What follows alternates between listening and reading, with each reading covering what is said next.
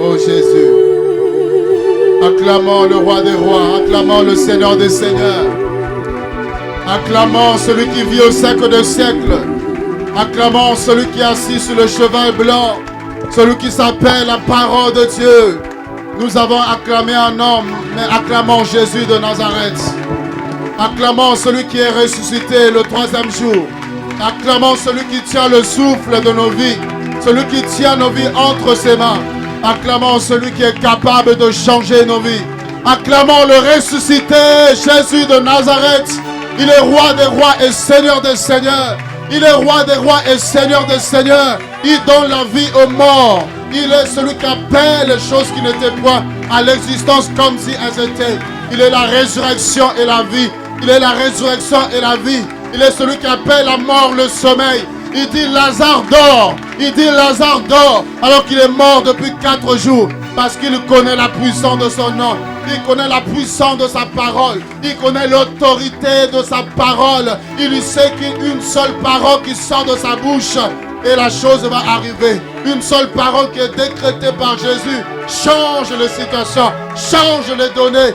Bien-aimé, et Dieu veut parler. Dieu veut parler ce matin à son peuple. Dispose ton cœur. Dispose ton cœur. Dispose ta vie. Dispose ton être. Dispose-toi ce matin. Dispose-toi ce matin. Dispose-toi ce matin. Je dis à une personne, dispose-toi ce matin. Car Dieu veut te parler. Car Dieu veut te parler. Dieu parle du haut des cieux. La Bible dit après avoir parlé autrefois de plusieurs manières et à plusieurs reprises, Dieu dans ces temps de la fin nous parle par le Fils. Dieu veut parler à son peuple. Dieu veut parler à son église ce matin. Église, ouvre tes oreilles. Ouvre tes oreilles. Je te prie, ouvre tes oreilles s'il te plaît. Et écoute, Dieu veut te parler. Le Seigneur dira, celui qui a des oreilles entende ce que l'Esprit dit à l'église. Que celui qui a des oreilles ce matin puisse entendre le message que Dieu veut pour son peuple. Seigneur, je me dispose à recevoir de toi. Je me dispose à écouter cette parole que tu as pour nous. Pour moi, Seigneur Dieu. Et je sais que cette parole est source de vie. Cette parole est source de transformation. Cette parole est source de restauration. Seigneur, je me dispose. Je me dispose ce matin. Je me dispose. Au nom de Jésus. Dis avec moi, je me dispose, Seigneur. Dis, je me dispose, Seigneur. Qu'une personne assoiffée de Jésus dit, je me dispose, Seigneur. Une personne qui croit que Dieu est là, dit, je me dispose, Seigneur. Car le problème ne vient jamais de Dieu. Dieu peut vouloir agir, mais il faudrait que nous soyons sensibles. Dieu peut vouloir faire une œuvre, mais il faudrait que nous soyons disposés. Car si nous sommes disposés, Dieu pourra agir. Mais lorsque nous ne sommes pas disposés, nous passerons à côté de quelque chose de merveilleux. Il y avait cette femme qui avait la perte de sang. Elle voulait voir Jésus-Christ. Les médecins ne peuvent rien faire pour sa vie. Et elle savait que Jésus devait passer par là. Elle savait que Jésus-Christ était là. Et elle va se disposer. Elle se dit, si je touche seulement le vêtement, si je touche seulement le pan de sa robe, je serai guéri. Elle n'a pas attendu l'imposition de main de Jésus. Elle n'a pas dit, il faut qu'il m'impose les mains, qu'il me fasse une onction d'huile. Elle se dit, si je touche simplement son vêtement, je serai guéri. Son cœur disposé à recevoir la guérison. Son cœur était disposé à recevoir le miracle de Jésus. Et une puissance va émaner de Jésus. Une gloire va sortir de la personne de Jésus pour guérir cette femme à l'instant. Alléluia. Soyons disposés, s'il vous plaît. Ce mois-ci, c'est le mois où nous parlons de l'âme. La restauration de l'âme. Et que Dieu soit béni pour son serviteur, le pasteur Douglas, qui a si bien prêché, qui nous a si bien enseigné sur l'âme, les blessures de l'âme, comment guérir de l'âme. Et par la grâce de Dieu, je vais essayer d'apporter une pierre à ce qui a déjà été posé. Apporter le plus que Dieu veut apporter. Amen. Amen. La restauration de l'âme. On a vu pas mal de choses. Je ne vais pas revenir dessus parce que nous n'avons pas le temps. Mais je vais simplement avancer selon la pensée que Dieu a mis dans mon cœur. Nous sommes dans Genèse chapitre 1er. Genèse chapitre 1er.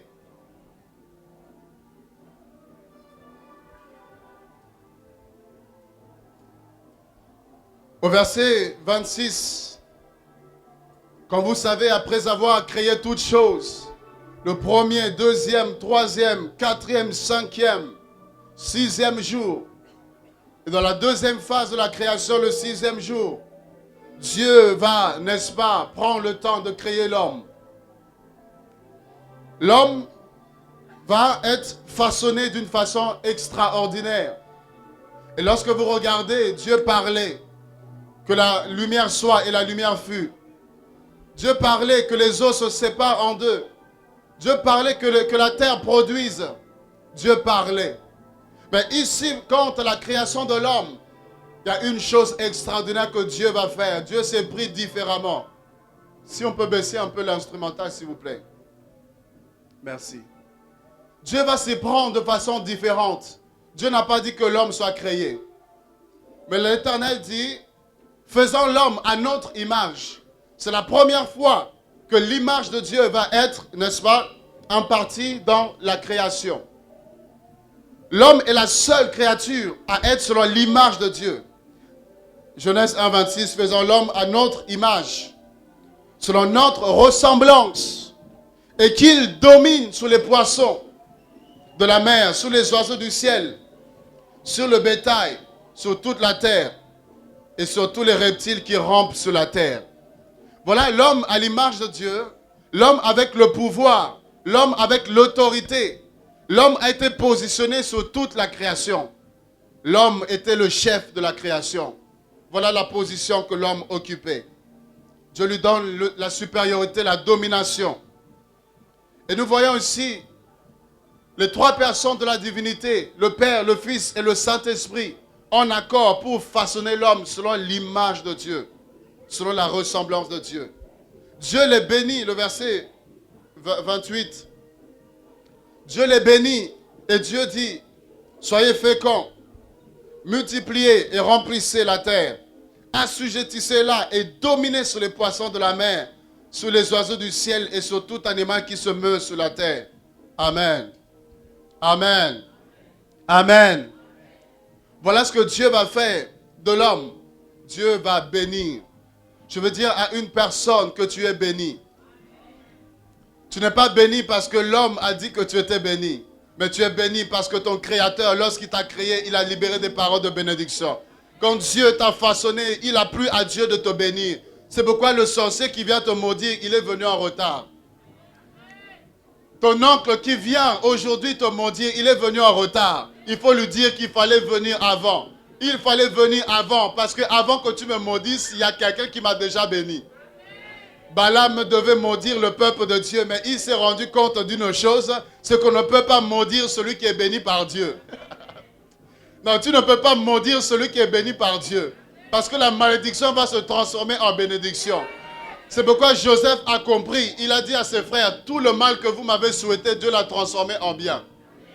Tout ce qu'ils ont fait comme embûche, Dieu l'a transformé en échelle pour qu'ils puissent monter et être là où il était. C'est pourquoi ceux-là qui te maudissent, en réalité, ils sont en train de te bénir. Parce que Dieu t'a déjà béni. Amen. Et Dieu a déclaré des merveilleuses paroles sur toi. Sois fécond. La stérilité n'est qu'une occasion pour que la gloire de Dieu puisse se manifester. Parce que Dieu veut que tu sois fécond. Alléluia. Et ici, dans Genèse 2, le verset 7, regardez avec moi. Dieu forma l'homme de la poussière de la terre. Et il souffla dans les narines de l'homme le souffle de vie. Et l'homme devint une âme. Je ne vous entends pas. L'homme devint une âme vivante. Nous parlons de la guérison ou la restauration de l'âme. L'homme était créé, mais l'homme ne pouvait pas bouger. L'homme était inerte. Il a fallu que Dieu souffle dans les narines de l'homme son souffle. Et c'est à partir du souffle de Dieu que l'homme a commencé à bouger. Que l'homme a commencé à respirer. L'homme a été ranimé. C'est pour dire que sans le souffle de Dieu, l'homme n'a aucune raison d'exister. Et le souffle de Dieu ici, c'est l'image du Saint-Esprit. C'est pourquoi Job pouvait dire, le Saint-Esprit, l'Esprit de Dieu m'a créé. Et le souffle du Tout-Puissant m'anime. Et Paul dit, en Christ, en Jésus, nous avons l'être et le mouvement. Sans Dieu, nous n'avons pas le mouvement. Sans Dieu, nous n'avons pas la vie. Sans le souffle de vie, l'homme n'est rien. Les milliards ne peuvent rien. Voilà ici, l'homme est devenu une âme vivante. Amen. C'est-à-dire capable de décider. Alléluia. Capable de choisir. Capable de prendre une orientation. L'homme était selon l'image de Dieu. L'homme est devenu une personne capable de se déplacer, de bouger, de se mouvoir. L'homme pouvait choisir, il pouvait décider, il pouvait aller, il pouvait obéir, il pouvait se soumettre ou alors désobéir. Et vous le voyez, Dieu dit dans Genèse 2, toujours le verset 15 à 16. Dieu prit l'homme et le plaça dans le jardin d'Éden pour le cultiver, pour le garder. L'Éternel donna cet ordre à l'homme. Tu pourras manger de tous les arbres du jardin, mais tu ne mangeras pas l'arbre de la connaissance du bien et du mal. Car le jour où tu mangeras, tu mourras certainement. Amen. Dieu place l'homme devant l'arbre de la connaissance du bien et du mal. Et Dieu dit, tu peux manger de tous les arbres, mais quant à cet arbre, tu ne toucheras pas. Le jour où tu mangeras, tu mourras de façon certaine. Et l'homme était là, positionné dans ce jardin. L'homme avait le libre arbitre. L'homme avait le choix d'obéir à Dieu ou de désobéir. L'homme avait le choix de se soumettre à Dieu ou encore de se rebeller contre Dieu. Voilà que le libre arbitre a été donné à l'homme. Amen. Amen. Dieu n'a pas créé une machine qui pouvait commander. Mais Dieu a créé une personne avec la volonté. L'homme avait la volonté. Dieu a laissé le choix, le libre arbitre à l'homme de choisir d'obéir ou alors de désobéir. Et qu'est-ce que l'homme va faire? L'homme va laisser le diable l'influencer. L'homme va laisser le mal gagner son cœur. Et l'homme va choisir de désobéir à Dieu en mangeant le fruit de l'arbre de la connaissance du bien et du mal. Voilà que l'homme va mal utiliser le libre arbitre. L'homme a mal utilisé le choix que Dieu lui a donné. Parce qu'en réalité, c'est une preuve d'amour. Et c'est une occasion aussi de prouver à Dieu que nous l'aimons. Je me soumets à Dieu parce que je l'aime. J'obéis à Dieu parce que je l'aime. Je peux me trouver dans un endroit où personne ne me connaît. Personne, je sais que je suis chrétien. Mais ce n'est pas pour autant que je vivrai dans le péché. Ce n'est pas pour autant que je vais me comporter n'importe comment. Parce que j'ai conscience que ce Dieu est omniprésent et il est omniscient. Et je me soumets parce que je l'aime. Amen. Rien ne t'empêche d'aller en boîte de nuit. Rien ne t'empêche de vivre n'importe comment. Rien ne t'empêche de vivre comme les personnes qui sont dans le monde. Mais si quelque part tu as refusé de marcher sur le train de ce monde, c'est parce que tu aimes Dieu, n'est-ce pas? Ah, je pensais que tu aimais Dieu. C'est parce que tu aimes Dieu que tu ne fais pas certaines choses, que tu ne vas pas à certains endroits, alors que tu es libre de le faire. Rien ne t'empêche de fumer, mais tu refuses de le faire parce que tu veux plaire à ce Dieu. Parce que tu veux te soumettre à ce Dieu par amour. Amen. Et voilà que l'homme va désobéir. Et Dieu dira ceci. J'ai mis devant toi deux chemins. La vie et la mort. Dieu ne choisit pas la vie ou la mort. Mais Dieu place deux chemins. Il te demande à toi de choisir. Dis avec moi, je veux choisir le bien. C'est l'homme qui choisit. Tu veux choisir le bien, mais tu as le libre arbitre. Tu veux aussi choisir le mal, Dieu te laisse choisir le mal. Mais seulement sachez qu'il y a des conséquences derrière. Il y a des conséquences par rapport au choix que tu as fait. Et dans Deutéronome 28, le Seigneur dit, si tu obéis à ma parole, voici la liste de bénédictions qui seront les conséquences de ton obéissance vis-à-vis de Dieu. Il y a toute une liste de bénédictions. Mais vous verrez aussi qu'il y a une liste dans le même chapitre de malédictions. Pour toutes les personnes qui choisissent de désobéir à Dieu, qui choisissent de se rebeller contre Dieu, de suivre leur propre voie. il y a une liste de malédictions qui va s'abattre sur ces personnes à cause du choix que tu as fait. Bien-aimé, quel est le choix que tu as fait? Quel est le choix que tu as fait? Le peuple était boiteux. Josué se lève en son temps pour dire: jusqu'à quand boiterez-vous des deux côtés? Choisissez si l'Éternel est Dieu. Allez vers l'Éternel. Si Baal est Dieu, allez vers Baal. Il dit: je sais une chose. Choisissez-vous qui vous voulez servir. Mais moi et ma maison, nous servirons l'Éternel. Voilà le choix de Josué. Et Élie se trouve également en face d'un peuple boiteux. Et il leur demande de choisir. On ne peut pas mélanger. Soit tu es avec Dieu, ou soit tu es dans le monde. Mais tu ne peux pas mélanger. Il dit: choisissez qui vous voulez suivre. Et lui, il avait fait le choix de servir le Dieu véritable. Quel est le choix que tu as fait pour ta vie? Quel est le choix que tu as fait pour ton éternité? Donc, vous comprenez ici que l'âme, le siège de la décision, le siège des émotions, l'âme est configurée de sorte que soit l'âme se soumet, ou soit l'âme domine, dirige. Amen. C'est-à-dire, soit ton âme se soumet à Dieu, ou alors ton âme dirige. Et il y a tellement de dégâts lorsque ton âme dirige ta vie. C'est pourquoi il faut choisir de se soumettre à Dieu. Soumettre ton âme à Dieu. Alléluia. Il y a des mots qui arrivent à nos vies. Il y a des situations qui nous arrivent. On peut accuser Dieu. On peut se demander pourquoi. Pourquoi telle chose? Pourquoi telle situation? Bien-aimé, j'aimerais t'aider ce matin. Amen. Allez avec moi dans Matthieu chapitre 26.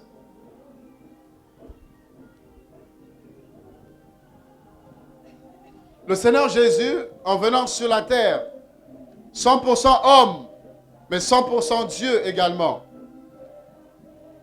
Il a marché en manifestant la gloire de Dieu, la puissance de Dieu, les signes, les prodiges, les démons pouvaient être chassés. Mais il y a une chose qui m'a marqué. Le Seigneur faisait toutes choses selon la volonté de Dieu. Le Seigneur se calquait à la volonté de Dieu. Il prenait le temps qu'il fallait pour prier, pour connaître la volonté du Père. Et il faisait tout selon la volonté de Dieu. Alors que les autres mangeaient je ne sais quelle nourriture, mais il leur dit: j'ai une autre nourriture à manger, en parlant de la volonté du Père. Il dit: ma volonté, c'est de faire, ou ma nourriture, c'est de faire la volonté de celui qui m'a envoyé. Il était soumis à son Père. Il était soumis à la volonté parfaite de Dieu. Bien-aimé, est-ce que tu te soumets à ta propre volonté ou tu te soumets à la volonté divine? Est-ce que tu prends le temps de consulter Dieu pour connaître sa volonté? Ou alors tu te lèves et tu fais les choses sans tenir compte de Dieu? Ou alors tu décides de ta vie comme si tu t'appartenais à toi-même? Le Seigneur n'a rien fait de lui-même.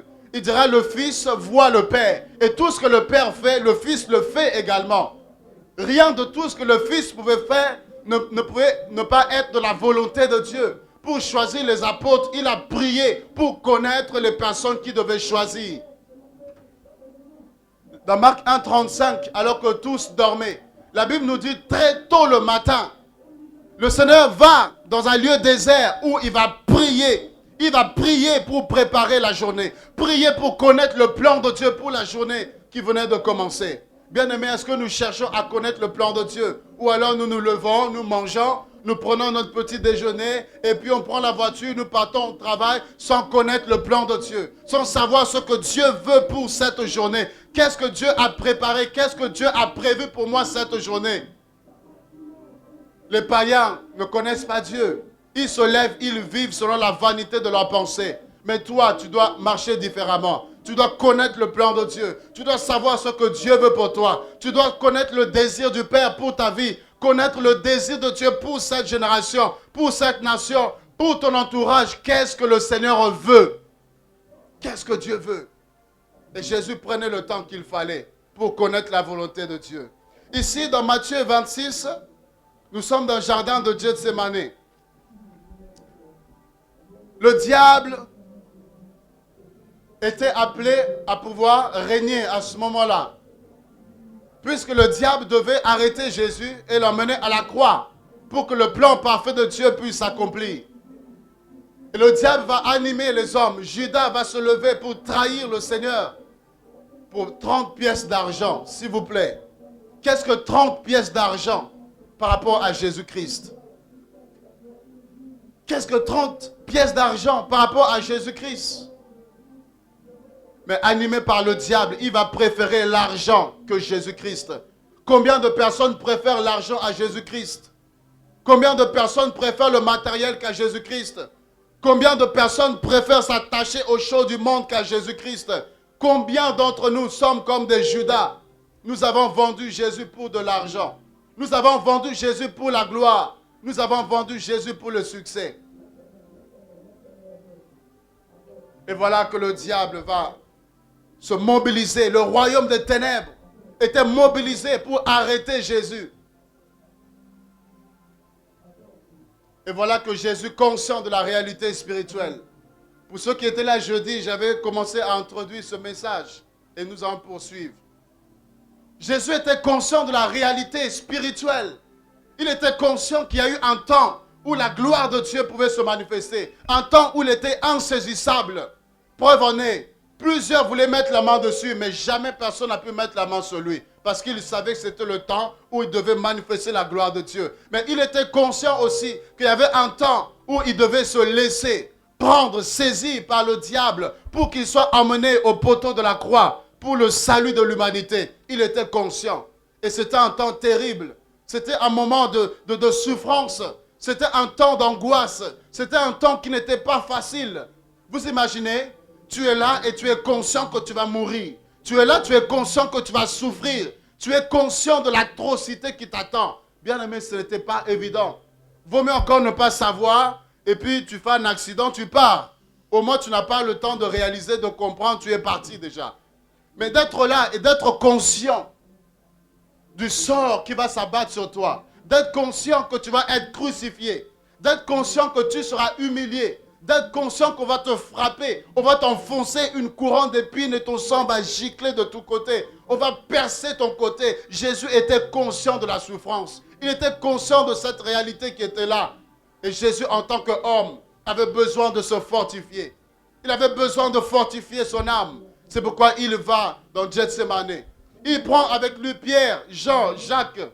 Il prend les disciples qui étaient avancés. Les disciples qui avaient du moins saisi sa vision. Les disciples qui avaient plus ou moins compris un peu. Il les prend avec lui dans le jardin de Gethsemane. Parce qu'il avait besoin d'être soutenu. Il avait besoin d'être encouragé. Il avait besoin d'être soutenu dans la prière. Et voilà qu'avec les disciples, Jésus les laisse. Et il s'en va seul pour prier. Il s'en va seul pour chercher la volonté de Dieu. Bien-aimé, la volonté de Dieu, c'est quand tu es seul avec Dieu. Pour connaître parfaitement la volonté de Dieu, il faut le seul à seul avec Dieu. Sinon, les hommes vont t'influencer. Sinon, tu feras la volonté des hommes. Mais quand tu es seul avec Dieu, la voix qui parlera, c'est la voix de Dieu. Ce n'est pas la voix de ton frère ou de ta sœur. Mais tu entendras la voix de Dieu. Et quand tu viendras, tu feras les choses selon la volonté de Dieu. Jésus était seul face à son Père, priant, recherchant la volonté de Dieu. Oui, c'est vrai, je veux sauver l'humanité. Oui, c'est vrai, je veux que les hommes soient sauvés. Je veux que Brice soit sauvé. Je veux que Junior soit sauvé. Lydie, Douglas, toutes les personnes, toute la race humaine. Je veux qu'ils soient sauvés. Mais Seigneur, la souffrance qui est là. Regarde les épreuves qui sont là. Regarde les combats. Jésus est en train de prier pour connaître parfaitement le plan de Dieu, la volonté de Dieu. Et en tant qu'homme, il a besoin d'être encouragé, soutenu. Il revient vers les disciples, il les trouve endormis. Endormis? Comment pouvez-vous dormir dans ce temps de combat? Comment pouvez-vous dormir dans ce temps de difficulté? Comment pouvez-vous somnoler alors que le diable est debout? Le diable est en train d'agir. Le royaume des ténèbres est mobilisé. Comment pouvez-vous dormir? Comment pouvez-vous ronfler? Et Jésus s'étonne de cela. Mais ils étaient profondément endormis. Alléluia. Alléluia. Ils étaient en train de dormir. Et le Seigneur va les réveiller. Priez, veillez et priez. afin de ne pas tomber dans la tentation. Il leur dit, la chair est faible. La chair est faible. Si Jésus s'était arrêté là, je comprendrais que tu puisses dormir. Si Jésus s'était arrêté là, je comprendrais que tu sois découragé. Mais Jésus va plus loin. Alléluia. Jésus va plus loin. La chair est faible, c'est vrai. Mais l'esprit est bien disposé. L'esprit est bien disposé. Si tu t'appuies, tu marches selon la chair, tu ne pourras pas avoir la gloire de Dieu. Tu ne pourras pas accomplir le plan de Dieu. Mais si tu t'appuies sur l'esprit qui est bien disposé, bien aimé, même si c'est un temps où le diable se lève, toi tu tiendras ferme. Je veux même si je prêche à une personne, je veux prêcher à une personne. Même là où le diable est debout, toi tu tiendras ferme. Parce que tu ne marches pas sur la chair, mais tu marches sur l'esprit. Et l'esprit est bien disposé à faire la volonté de Dieu. L'esprit est disposé à accomplir l'œuvre de Dieu. C'est pourquoi il est dit marcher selon la chair. Marchez selon l'esprit. Et vous n'accomplirez pas les désirs de la chair. Car la chair et l'esprit sont opposés. Opposés. Soit tu marches par la chair ou soit tu marches par l'esprit. Et là, il y a un choix que tu dois faire. Il y a une décision que tu dois prendre. Et le Seigneur réveille les disciples. Ils se réveillent. Hein? Jésus, Jésus. Oh, alléluia. Gloire à Dieu. Alléluia. Jésus dit, ça va. Ils sont réveillés. Il s'en va. Il prie seul. Il faut que tu aies le temps du seul à seul avec Dieu. La vie chrétienne, ce n'est pas dans le bâtiment. La vie chrétienne ne se vit pas quand nous sommes tous ensemble. Mais quand tu sors, est-ce que tu as toujours la foi? Parce qu'il est facile d'avoir la foi quand tu es entouré des gens qui ont la foi. Alléluia. Parce qu'en réalité, toi-même, tu n'as pas la foi, mais ta foi est basée sur la foi de l'autre. Est-ce que quelqu'un me comprend? Je sais que là, s'il y a un problème, l'autre, il a la foi, il va prier, ça va aller. Mais le problème, c'est quand tu es seul, face à une épreuve, est-ce que ta foi est suffisante pour dire, montagne, ôte-toi de là et jette-toi dans la mer? Pour dire, problème, bienvenue, toi et moi, nous allons expérimenter la gloire de Dieu. Quand nous sommes là, c'est normal d'avoir le feu. D'avoir le feu, la prière. C'est normal d'être fort. Mais le problème, c'est quand tu es seul. Est-ce que tu as une relation solide avec Dieu? Est-ce que tu as une communion intacte avec Dieu? Jésus était seul à seul avec le Père. Alléluia. Il y a un temps où nous sommes ensemble, mais il y a un temps où je dois disparaître. Il y a un temps où j'ai besoin de Dieu. J'ai besoin de la présence de Dieu. Parce qu'à force de rester avec les hommes, tu parleras comme les hommes. Mais à force d'être avec Dieu, tu parleras comme Dieu. À force d'être avec les hommes, tu sentiras l'homme. Mais plus tu es avec Dieu, tu auras le parfum de Christ qui se dégagera de toi. De sorte que quand tu seras quelque part sans même parler, on verra Jésus-Christ au travers de toi. Moïse n'a pas eu besoin de parler que j'étais avec Dieu. J'ai dit non. La gloire de Dieu était telle sur lui que toute personne qui le voyait qu'il n'était pas un homme ordinaire, mais un homme extraordinaire qui avait rencontré Dieu, un homme qui avait échangé avec Dieu, un homme qui avait le reflet de Dieu sur sa personne, au point où il mettait un voile pour qu'on puisse le regarder. Oui, j'ai besoin de vous, j'ai besoin d'être avec vous, mais j'ai besoin d'être seul aussi avec Dieu. Et Jésus était conscient de cela. Il a pris ce temps seul. Pourquoi? Parce que, étant avec les hommes, si l'homme est découragé, tu seras découragé. Si l'homme tombe, tu seras influencé. Si l'autre est déboussolé, tu seras aussi déboussolé. Mais quand tu es avec Dieu, il ne chancelle point. Quand tu es avec Dieu, il ne tremble pas. Quand tu es avec Dieu, tu as l'assurance. Même si rien ne va, même si tout va mal, mais Dieu te rassure. Et quand tu te présenteras devant les hommes, alors que Goliath est un géant, tout le monde tremble. Et Goliath, Goliath, oh le géant, tout le monde tremble. Mais toi, parce que tu es avec Dieu, tu as l'assurance. Même si Goliath fait 3 mètres, tu te tiendras devant Goliath et tu diras, je donnerai ta chair aux oiseaux. On dit, mais quel est ce petit, quel est cet orgueilleux? Non, ce n'est pas de l'orgueil. Alléluia. Connaître Dieu n'est pas de l'orgueil. Là où toi tu trembles, c'est parce que tu ne sais pas en qui tu as cru. Mais moi je sais en qui j'ai cru. Je sais que mon Rédempteur est vivant et il se lève le dernier. Goliath, lève-toi. Lève-toi, je me lèverai. Et mon Dieu se lèvera avec moi. Et on saura qui de toi et de Dieu est un géant. Sois avec Dieu. Sois avec Dieu. La crise économique, tu ne sentiras pas le poids de la crise. Là où tout le monde est angoissé, tout le monde est paniqué, mais toi tu ne sens pas le poids de la crise. Parce que Dieu est ta richesse, il est ton or, il est ton trésor, il te rassure. Alléluia. Et les disciples dormaient, Jésus part, il revient, il les trouve encore endormis. Il les réveille. Réveillez-vous. Jésus va prier. Il revient et les disciples dormaient, appesantis par le sommeil. Et Jésus-Christ, écoutez les prières. Jésus est un homme de prière, s'il vous plaît. Il n'y a personne sur terre qui soit aussi efficace comme Jésus. Un homme de prière. Un homme discipliné dans la prière. Un homme qui avait le résultat de la prière. Amen. Père, je te rends grâce de ce que tu m'exauces toujours. Non, tu es devant un mort et tu viens avec une telle assurance. Non. Devant un mort, homme de Dieu ou pas, nous sommes là, nous nous faisons petits. Alléluia. Et nous comptons sur la grâce de Dieu. Si Dieu veut faire un miracle, Seigneur, c'est toi. Ici, là, moi, là, je ne peux rien. Mais lui vient devant un mort. Il dit, je te rends grâce de ce que tu m'exauces toujours. Il dit, où est-ce que vous l'avez mis? Il dit, il dort. Sortez-le. Lazare sort. Pas une prière, 4 heures de prière, tout ça, là. Non, Lazare sort. C'est tout. Alléluia. Une prière efficace, une prière conséquente. Au point où les disciples qui étaient avec lui, ils savaient prier. En tant que juifs, ils étaient enseignés, ils savaient prier. Mais il y a un moment donné, ils se disent, non, il y a un souci, il y a un problème ici. Parce que nous, on prie, on ne voit pas le résultat. Mais lui, quand il prie, il y a le résultat. Quand il parle, la chose arrive.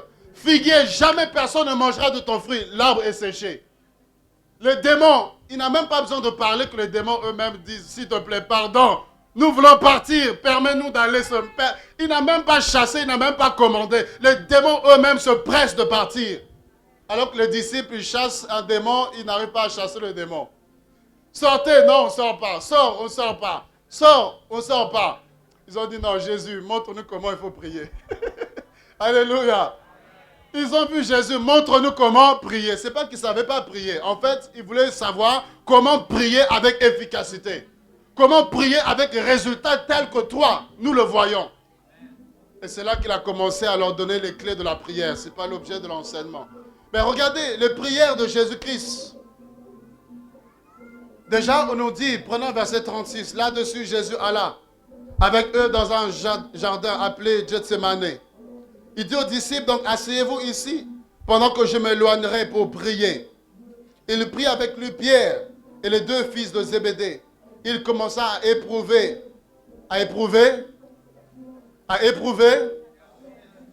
Soyez avec moi. À éprouver. Jésus éprouvait de la tristesse. Oh! Là, c'est un autre Jésus. Ce n'est pas le Jésus qui ressuscite les morts.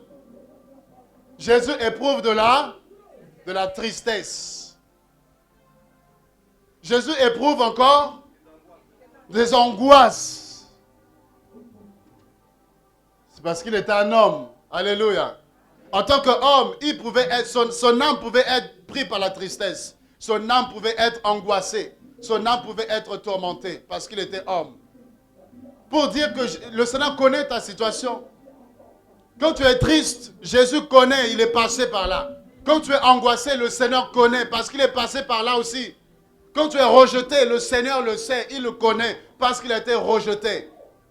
Ne pense pas que Dieu ne connaît pas ta situation. Ne pense pas que Dieu ne connaît pas combien tu souffres. Ne pense pas que Dieu ne peut pas compatir à tes problèmes. La Bible dit, nous n'avons pas un souverain sacrificateur qui ne puisse compatir à nos faiblesses. Au contraire, il a été tenté lui-même en toutes choses, mais sans pour autant commettre de péché. Et voilà Jésus triste. Son âme était angoissée. Jésus était abattu. Jésus était déboussolé, désemparé. Preuve en est, regardez sa prière. Regardez sa prière au verset 42. Il s'éloigna pour prier ainsi. Mon Père. Alléluia. Alléluia. Alléluia. Mon Père. Ensuite.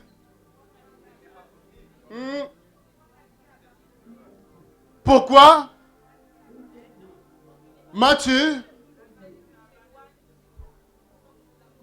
Ah, mon Père, s'il n'est pas possible que cette coupe s'éloigne de moi sans que je la boive. Voilà ici la prière de Jésus. Alors qu'il était conscient. Il savait qu'il devait mourir. Il savait que le salut de l'humanité passait par la croix. Mais ici, la tristesse va envahir son cœur, l'angoisse. Il était déboussolé. Il commence à négocier la volonté de Dieu. Il commence à négocier avec le Père. Alors que jusque-là, il faisait la volonté de Dieu. Il était soumis.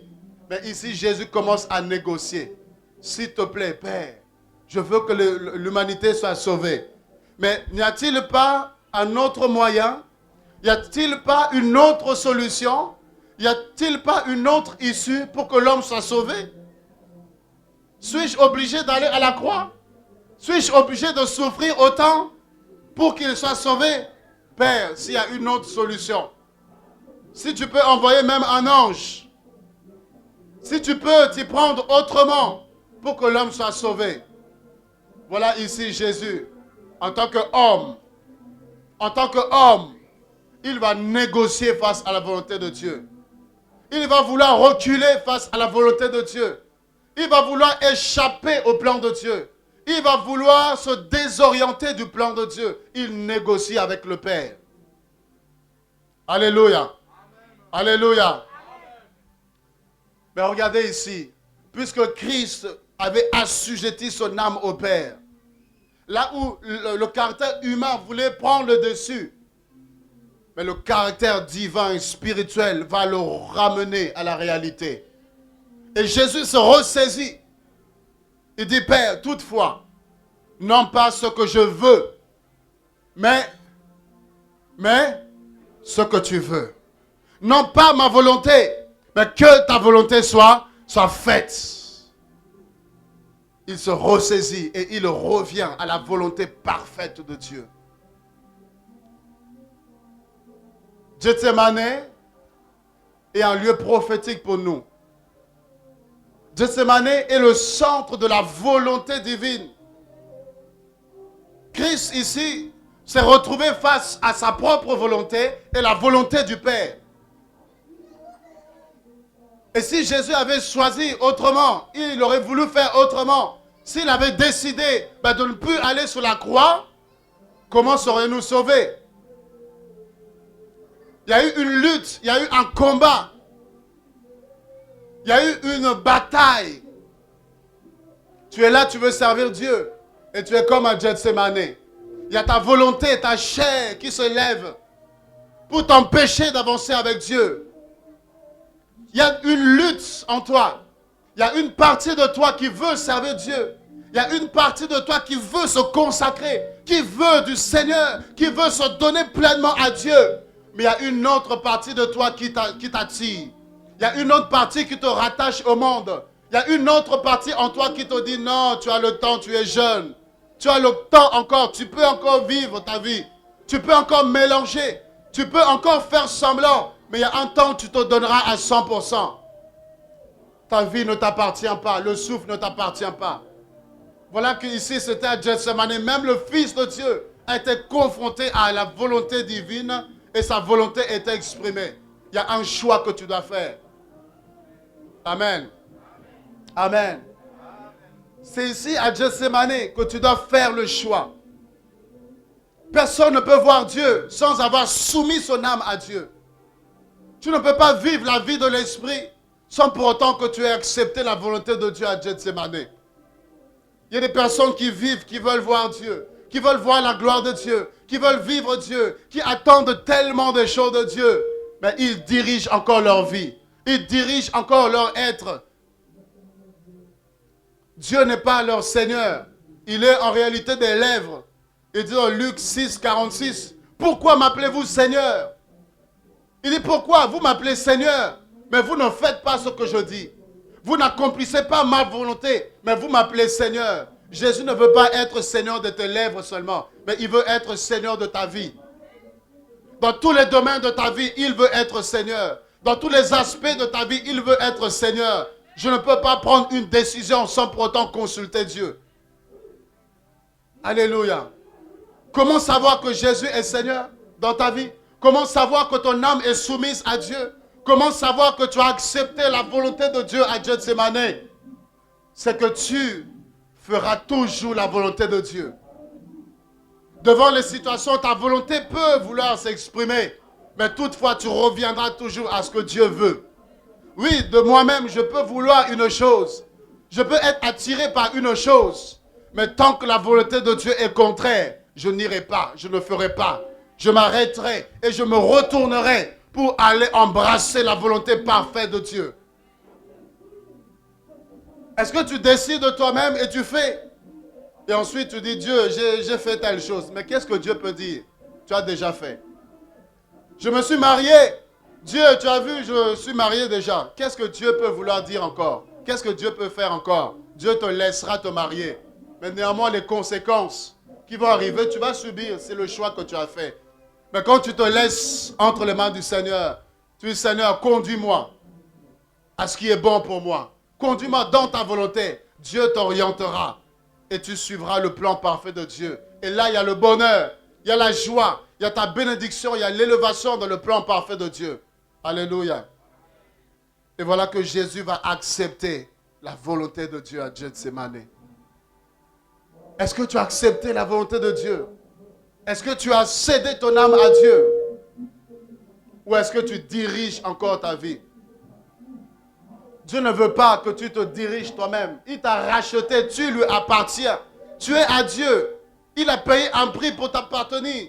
C'est comme si les chaussures que j'achetais, je prends ces chaussures pour vouloir les mettre. Les chaussures refusent que je les mette. Les chaussures disent non, je ne veux pas, tu ne me portes pas, tu me laisses, je ne veux pas. Vous allez vous dire qu'il y a un problème, n'est-ce pas? Parce que les chaussures n'ont pas leur mot à dire. Si je veux les mettre aujourd'hui, je les mets. Parce qu'elles m'appartiennent, je les ai achetées. Elles sont une propriété privée. Si je veux les mettre du 1er au 31, c'est moi qui décide. Les chaussures n'ont pas leur mot à dire. Pourquoi? Parce qu'elles m'appartiennent. Et si nous appartenons à Dieu, ben nous n'avons pas à décider à faire les choses de nous-mêmes, mais nous nous conformons à Dieu. Il y a même des choses que tu peux faire de toi-même. Il y a même des choses que tu peux décider de toi-même.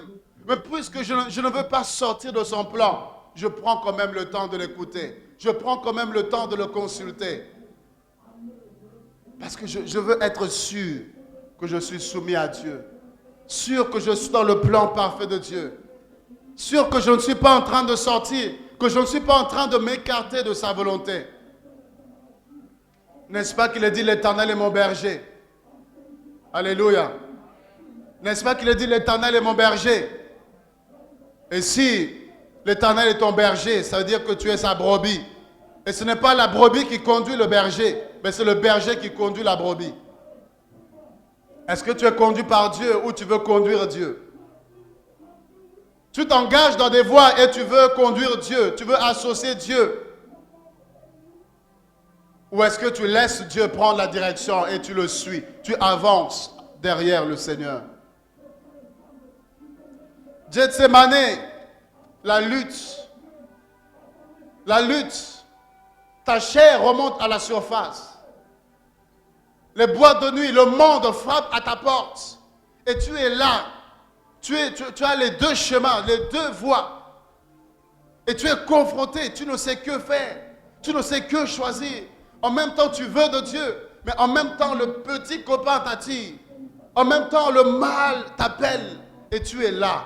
Il faut que tu prennes une décision. Alléluia. Il faut que tu fasses un choix si tu veux aller plus loin avec Dieu. Et c'est ce que Jésus va faire. Que ta volonté soit faite. Il a accepté la volonté de Dieu. Amen. Laissez-moi vous aider encore.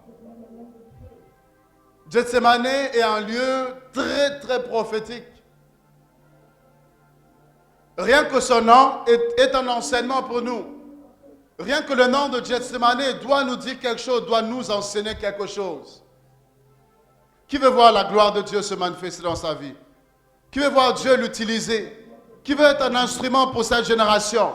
Nous voulons tous être utilisés par Dieu. Nous voulons tous voir Dieu. Nous voulons tous prier et voir Dieu se révéler à nous.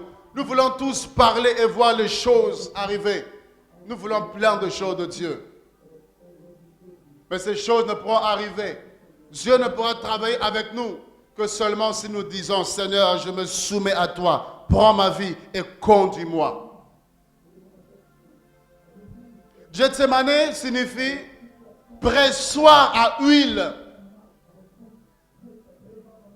Gethsemane signifie pressoir à huile. Dis avec moi, pressoir à huile. Tu veux voir la gloire de Dieu? Dieu t'amène dans Gethsemane, dans le pressoir à huile. Nous voulons voir Dieu, on veut que Jésus se manifeste, on veut que le Saint-Esprit nous utilise. Nous sommes assis confortablement dans nos canapés, mangeant matin, midi, soir, du 1er au 31, devant le feu de l'amour, devant je ne sais pas quoi, Santa Barbara, ou je ne sais pas, vous-même vous savez. Amen. Et nous voulons le réveil, nous voulons le feu, nous voulons la gloire, nous voulons chanter comme je ne sais pas qui, nous voulons tellement de choses. Mais laissez-moi vous dire que même le Fils de l'homme a été emmené dans Gethsemane, le pressoir à huile. Gethsemane se trouve au pied de la montagne des Oliviers, le mont des Oliviers. Et cette montagne était caractérisée par la présence des oliviers.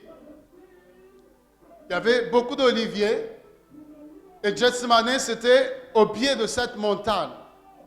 Et Gethsemane signifie pressoir à huile.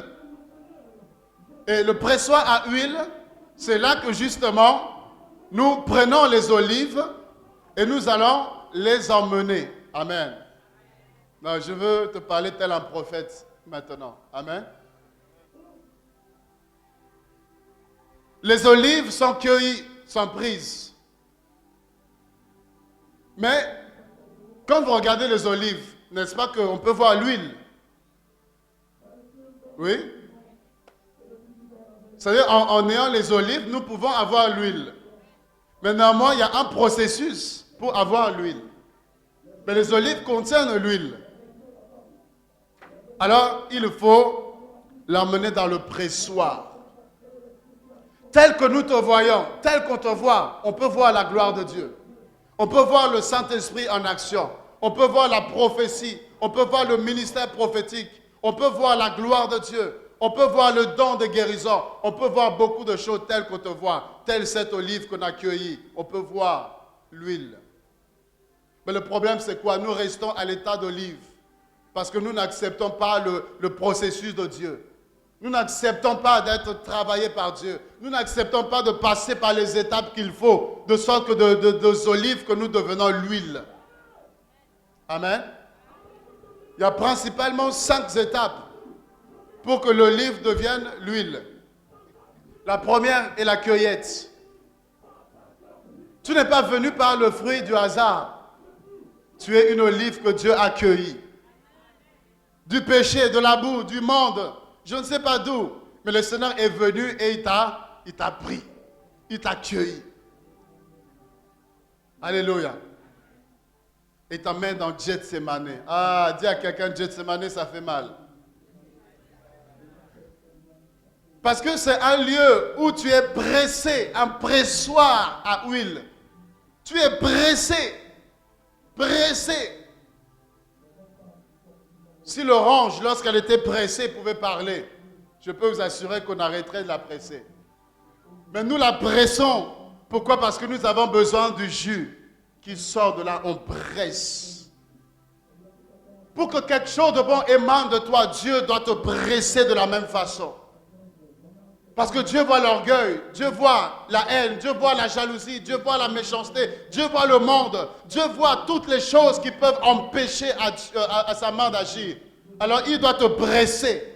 Et quand Dieu te presse, il y a des choses qui sortent. Alléluia. Plus il te presse, l'orgueil sort. Il te presse la jalousie. Il te presse la méchanceté. Il te presse les rivalités. Il te presse pour que le jus sorte. Et ça fait mal. On pleure, on crie, on gémit. Et Dieu passe même par ton mari. Dieu passe même par ta femme. Dieu passe par les hommes. Dieu passe par toute personne pour te presser. Ça fait mal, ça fait mal. Mais il y a quelque chose qui est en train de sortir. Il y a quelque chose qui est en train de partir. Dieu est en train de faire son travail. Amen. Vous savez, le broyage, les olives doivent être broyées. Après la cueillette, on va broyer les olives. Est-ce que tu veux être broyé par Dieu? Alléluia. Ah, ça fait mal. Broyer. Dieu te prend, il te brise. Il te casse, il casse ta fierté. Il casse ton orgueil. Il te rend néant. Il te rend comme un zéro. L'argent que tu pouvais avoir dans le monde, tu arrives à Jésus. Il te met dans une situation où tu commences à manquer l'argent. Tu te dis, comment c'est possible? Moi qui ne pouvais pas manquer l'argent, mais je manque l'argent. Oui, tu manques l'argent. Dieu est en train de te briser. Tu ne pouvais pas manquer d'amis dans le monde, mais tu arrives là, tu te retrouves seul. Dieu est en train de te briser, de te broyer. Et Dieu emploie plusieurs méthodes. Tu fais confiance à une personne, la même personne te poignarde derrière le dos. Et quand tu apprends cela, ah, ça fait mal. Dieu est en train de te broyer.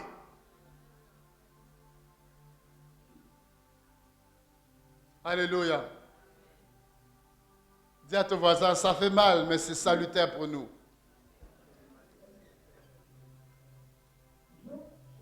Et là, il y a un changement. De l'olive qu'on avait, lorsque l'olive est broyée, il y a un changement qui se produit. Et l'olive sera broyée jusqu'à ce qu'elle devienne une pâte. Il y a un changement. Non, tu ne le vois pas, mais il y a un changement. Alléluia. Toi-même, tu ne sais pas, mais il y a un changement dans ta vie. Même si on ne voit pas encore l'huile, mais il y a un changement dans ta vie. Amen. La troisième étape, le pressurage. Et la pâte qui a été obtenue va être pressée à nouveau avec des poids. Elle est broyée pour obtenir la pâte. Maintenant, cette pâte-là, on va encore la presser. C'est pourquoi tu as l'impression que tu sors des combats, mais tu rentres encore dans d'autres combats. Tu sors d'une situation difficile et tu penses que là, ouf, c'est bon, c'est fini. Mais tu es confronté à une autre situation encore plus difficile. Parce que Dieu continue son processus, Dieu continue son travail en toi. De la même façon qu'il y a le poids qui vient pour que l'huile puisse sortir, Dieu vient et il pose son poids sur toi. Et tu te sens comme écrasé. Tu te sens comme diminué. Tu te sens comme humilié. Parce qu'il y a le poids de Dieu qui vient t'écraser. Parce que Dieu résiste aux orgueilleux. Il fait grâce aux humbles. Alors il faut que Dieu, par son poids, te puisse mettre par terre. Dieu puisse te ramener au sol, te plaquer, coller au sol. Mais en réalité, Dieu ne veut pas que tu restes là couché au sol. Dieu sait qu'il y a un processus de relèvement. Dieu sait qu'il va te prendre et te relever, te placer, te positionner. En réalité, Dieu veut que tu donnes gloire à son nom. De sorte que quand tu seras grand, tu seras roi, président, grand homme de Dieu, grande femme, prophétesse, tout ce que tu veux, que tu te souviennes de là où tu étais. C'est tout ce que Dieu veut. C'est pourquoi Dieu va utiliser des personnes qui vont te salir, ils vont te casser, ils vont inventer des mensonges, des choses pour t'humilier. Tu es là, tu te dis, Seigneur, c'est pas possible. Tu te dis, Seigneur, comment tu peux permettre? Seigneur, pourquoi une telle chose? Et derrière chaque problème, il y a la main de Dieu qui se cache. Dieu voit que oui, c'est lui. Il permet, il se sert seulement de la personne pour continuer son travail avec toi. Et tu pleures, tu gémis. Mais il y a quelque chose de bon qui est en train de sortir. Amen. Et là, qu'est-ce qui se passe à cette étape? C'est qu'il y a l'huile et il y a aussi l'eau. De la pâte, l'huile et l'eau vont sortir. Mais puisque nous, c'est l'huile que nous voulons, donc il faut encore un travail. Amen. Amen. Nous, on va être pressés. On va être pressés, on va aller vite avec Dieu. Non, Dieu prend son temps, étape par étape, parce que Dieu veut que tu sois un produit fini. Dieu ne veut pas quand il te révèle aux hommes que tu sois un produit inachevé. Non, Dieu veut que tu sois un produit fini. Donc, il va étape par étape. Et là, c'est la décantation. C'est-à-dire, on va séparer l'eau et l'huile pour récupérer que l'huile. Et l'eau est séparée. Et lorsque nous voyons cette huile-là, nous, on ne voit que l'huile. Mais pour que cette huile devienne ce qu'elle est, il y a un travail derrière.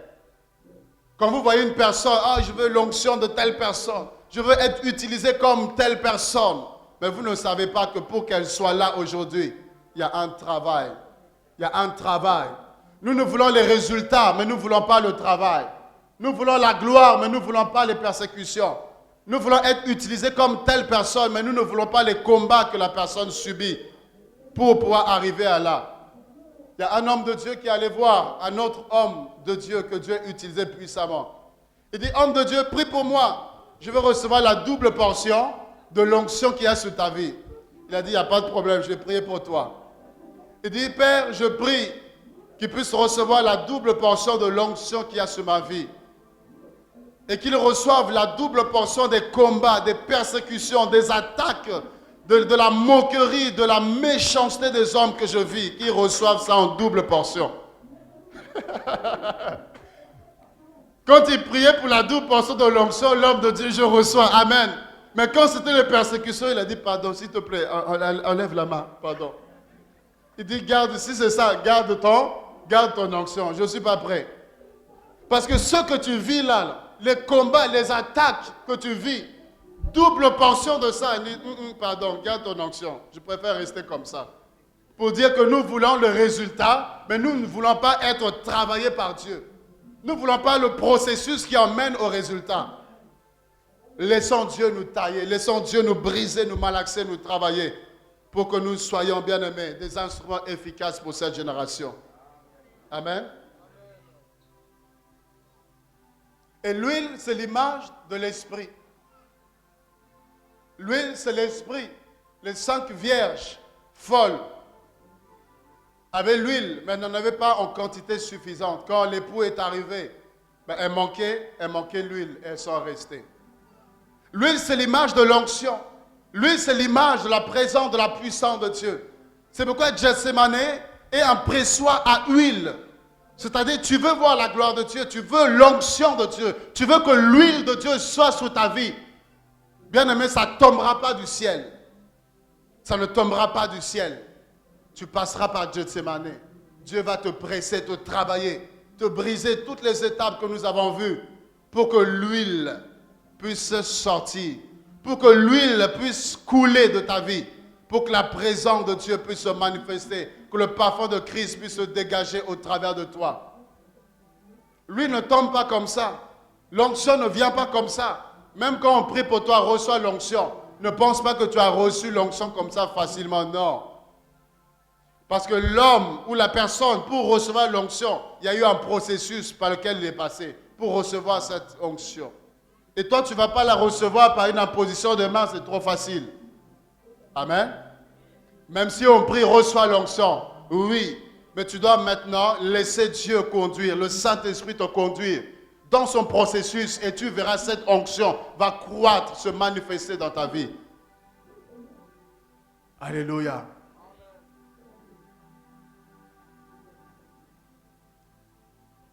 Qui veut céder son âme à Dieu?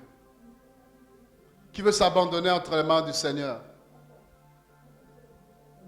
Et là, l'huile jaillira de toi. L'huile va couler sur toi. La présence de Dieu, l'onction sera sur toi. La manifestation de l'Esprit sera palpable. La manifestation de la gloire de Dieu sera visible. L'huile sera sur toi. Tu seras imprégné de l'huile. Tu auras l'huile sur toi. Mais si tu ne le laisses pas, tu n'acceptes pas le processus, tu seras qu'une olive qu'on a cueillie. Une olive qui est là, mais qui ne peut pas produire l'huile.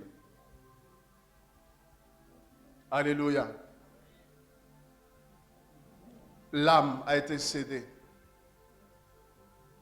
Je veux dire à une personne, de la même façon, je vais vers la fin, de la même façon que tu ne peux pas empêcher un oiseau de voler au-dessus de ta tête. Que tu veuilles ou non, l'oiseau volera au-dessus de ta tête. Amen. Amen. De la même façon que tu ne peux pas empêcher au problème d'arriver dans ta vie. Tu peux prier, avoir le feu, l'onction que tu veux. Les problèmes viendront frapper à ta porte. La trahison, tu connaîtras la trahison. Tu peux tout faire pour être bien avec les gens. Mais les gens peuvent te critiquer à tort ou à travers. Tu peux bénir les gens, mais ces mêmes personnes se lèvent en ennemi, en adversaire contre toi, alors que tu leur veux que du bien. Donc toutes les choses qui causent la blessure de l'âme, toutes les choses qui causent le choc de l'âme, comprenez que comme le pasteur Douglas l'avait dit, qu'il y a des choses que vous voulez ou pas, ça va arriver. Mais le problème c'est quoi? C'est qu'il faut être vacciné. Amen. Le problème, c'est le vaccin. Tu ne peux pas empêcher la varicelle de te toucher. Mais le problème, c'est si tu es vacciné, même si la varicelle vient. Non, je veux parler à une personne. Je veux finir, mais je veux parler à une personne. Les déceptions, ce n'est pas parce que tu as l'onction que tu ne vas pas connaître de déception. Ce n'est pas parce que tu as l'onction que personne ne va se lever contre toi. Donc, toutes les causes des blessures de l'âme, que tu veux ou non, malgré toi, ça viendra. Mais le problème, c'est quoi? C'est que dans quelle disposition est ton âme? Si ton âme est soumise à Dieu, non, tu rendras gloire à Dieu. C'est-à-dire, même s'il y a un problème qui arrive, peu importe la situation qui arrive, mon âme bénit l'Éternel. Parce que je ne dirige pas ma vie est dirigée entre les mains de Dieu. Donc je lui fais confiance. S'il y a une situation qui arrive dans ma vie, je fais confiance à ce Dieu qui dirige ma vie. Je sais que cela est salutaire pour moi. Même si je ne comprends pas, même si je ne sais pas pourquoi il le permet, mais si Dieu le permet, c'est que forcément c'est pour mon bien. C'est pourquoi le psalmiste David pouvait se demander, pourquoi mon âme es-tu abattue? Non, parle à toi-même. Des fois tu parles, il dit pourquoi mon âme? Il parle à son âme, pourquoi est-ce que tu es abattu? Alléluia. Alléluia, est-ce que quelqu'un m'entend? Quand ton âme est soumise à Dieu, même si la tristesse veut, oh, tu te ressaisis comme Jésus s'est ressaisi. Pour dire, mon âme, pourquoi tu es abattu? Jésus n'est-il pas Seigneur? Tu te prêches à toi-même, tu es le meilleur prédicateur de ta vie. Tu es le meilleur prophète de ta vie, n'attends pas que les gens prêchent. Non, toi-même, prêche-toi à toi-même. Mon âme, pourquoi tu es abattu? Bon. Problème, oui, facture, tout ça. Pourquoi es-tu abattu? Est-ce que Dieu est plus grand que les factures? Est-ce que 1000 euros, Dieu ne peut pas te donner 1000 euros? Si, ben alors pourquoi tu es abattu? Alléluia. Pourquoi tu es abattu? Désemparé, découragé, alors que l'homme de Galilée a tout accompli. Jésus-Christ a tout accompli, mais tu es là abattu. Maladie, dis à ton âme maladie. Problème, bienvenue. Toi et moi, nous allons voir la main de Dieu se manifester et témoigner la grandeur de Dieu. Le problème, c'est être vacciné. Je suis vacciné. Mon âme est vaccinée contre les critiques. Parle matin, midi, soir. Je vais apprendre cela. Je me dis non, non, non, non, non, non, non, non. Dieu, donne-leur la force qu'ils parlent encore. Parce que plus ils parlent, plus moi j'avance. Et en réalité, ça prouve que tu es important. Parce qu'on ne peut pas s'arrêter, passer notre temps inutilement à parler de quelqu'un qui n'est pas important. Si on parle de toi, c'est que tu es important. Si on parle de toi, c'est que tu avances. Si on parle de toi, c'est parce que Dieu est avec toi. Donc laisse les hommes parler. Autocritique, gloire à Dieu. Mon âme bénit l'Éternel. David dit, mon âme bénit l'Éternel. Problème, mon âme bénit l'Éternel. Tout ce que vous pouvez faire, tout ce que tu peux faire, mon âme bénit l'Éternel. Ça, c'est un vaccin, bien-aimé. Ça, c'est une âme puissante que je veux que vous puissiez avoir. Apprenez à bénir Dieu en toutes circonstances. Apprenez à glorifier Dieu en toute occasion. Tout ce qui peut arriver dans votre vie, bénissez le Seigneur. Même si à la mort, je bénis Dieu. Même si je n'ai pas à manger, je bénis Dieu. Même si je n'ai pas de voiture, je bénis Dieu. Toutes circonstances, bénis le Seigneur. Dans la fosse au lion, je bénis le Seigneur. De la fournaise ardente, je bénis le Seigneur. Non, tu es un fou. Comment quelqu'un peut bénir Dieu dans les problèmes? Comment quelqu'un peut bénir Dieu dans la fosse au lion? Comment quelqu'un peut glorifier le Seigneur dans la fournaise ardente? C'est parce que je sais que mon Rédempteur est vivant. Il se lèvera le dernier. Je sais qu'il est le feu dévorant. Je sais qu'il est le lion de la tribu de Juda. Donc mon âme se laisse conduire. Dieu, conduis-moi où tu veux. Même dans les verts pâturages, il n'y a pas de souci. Même dans l'ombre de la vallée de la mort, je ne crains aucun mal. Car je sais que ton bâton et ta houlette me rassurent. Et je me laisse conduire par Dieu. Et les hommes disent, cet homme est fou. À sa place, tout le monde allait abandonner. À sa place, tout le monde allait pleurer. Mais lui, c'est comme si plus le combat arrivait, plus il était encore fort. Ah, le diable est découragé. Le diable est découragé. Non, moi je veux décourager Satan. J'aime dire, je suis celui qui veut décourager l'esprit de découragement. Ça veut dire que quand l'esprit de découragement vient me décourager, c'est lui-même qui est découragé. Ah, tu ne m'as pas compris. Parce qu'il peut permettre toute situation, mais celui-là, non, je tiens ferme. Je bénis Dieu en toutes circonstances. Et David dit, mon âme n'oublie aucun de ses bienfaits. Ça, c'est la deuxième arme. Première, bénis Dieu en toutes circonstances. La deuxième, n'oublie jamais les bienfaits de Dieu. C'est-à-dire quoi? C'est-à-dire le Dieu qui t'a délivré hier, il pourra te délivrer encore aujourd'hui. Le Dieu qui t'a guéri hier, il peut te guérir encore aujourd'hui. Le Dieu qui t'a sauvé hier, il peut te sauver encore aujourd'hui. Donc laisse les situations arriver et appuie-toi sur ce que Dieu a déjà fait. Appuie-toi sur l'expérience que tu as eue avec Dieu. Appuie-toi sur la bonté et la fidélité de Dieu.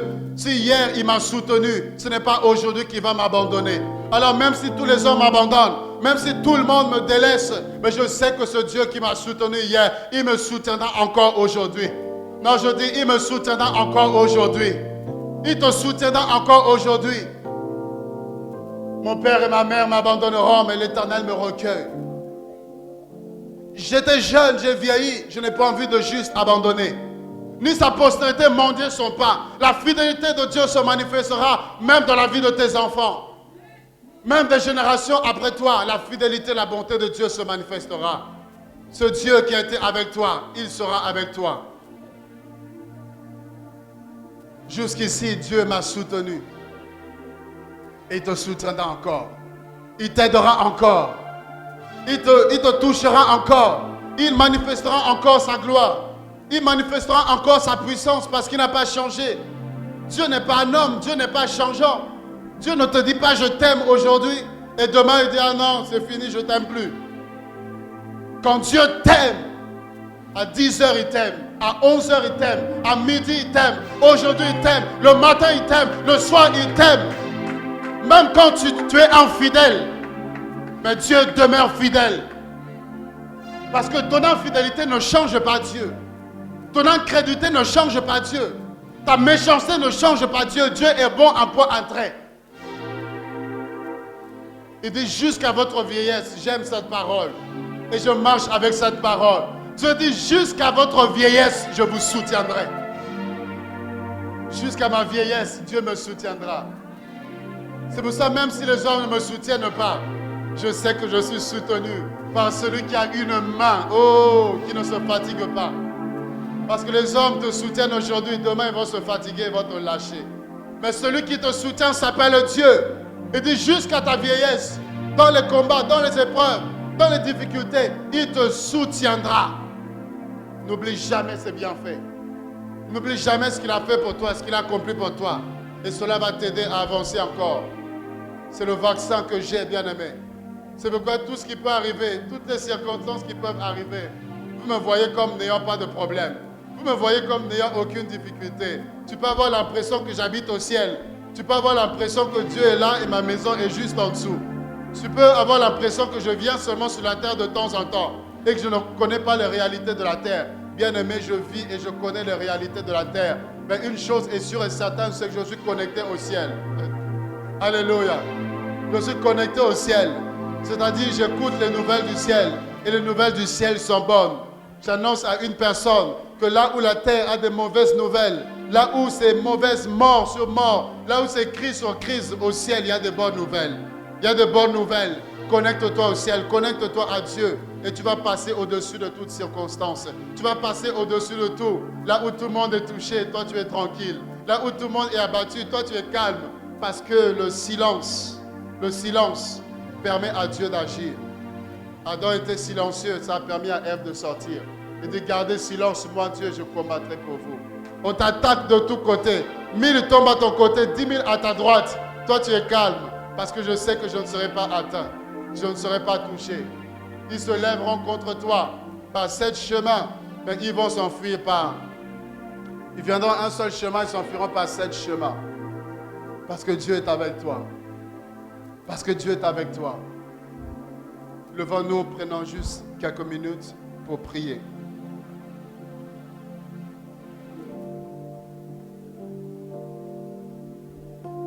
Bien-aimé, ça c'est le médicament que Dieu a pour toi. Bénis Dieu et n'oublie jamais ses bienfaits. Ça t'aidera à persévérer. Ça t'aidera à accepter, même quand on t'insulte. Peu importe ce qui peut arriver dans ta vie. Même si les médecins t'annoncent une situation difficile, bénis Dieu. Et souviens-toi de la fidélité de Dieu. Et tu diras, Ebenezer, jusqu'ici Dieu m'a soutenu. Dieu m'a secouru. Élève ta voix et bénis Dieu. Pour cette parole, pour ce message qu'il t'a donné. Un message de foi, un message d'encouragement. De sorte que tu ne sois plus ébranlé facilement. Que tu ne sois plus découragé facilement. Que tu ne sois pas renversé facilement. Que les vents soufflent, tu tiens ferme. Les montagnes s'élèvent, tu tiens ferme. Les difficultés se présentent devant toi, tu tiens ferme. Les hommes s'élèvent contre toi, tu tiens ferme. Les combats, les épreuves, tu tiens ferme. Dans toutes circonstances, tu tiens ferme. Parce que ton Dieu est fidèle. Et sa main est sur toi. Sa grâce est sur toi. Sa main est sur toi, sa grâce est sur toi. Élève ta voix et glorifie le Seigneur. Père, que ta grâce soit sur nos vies, ainsi que ton esprit continue à tenir ferme dans ce temps de la fin. Que ton nom soit exalté. Continuons à prier, continuons à prier. Merci pour ta parole, Seigneur.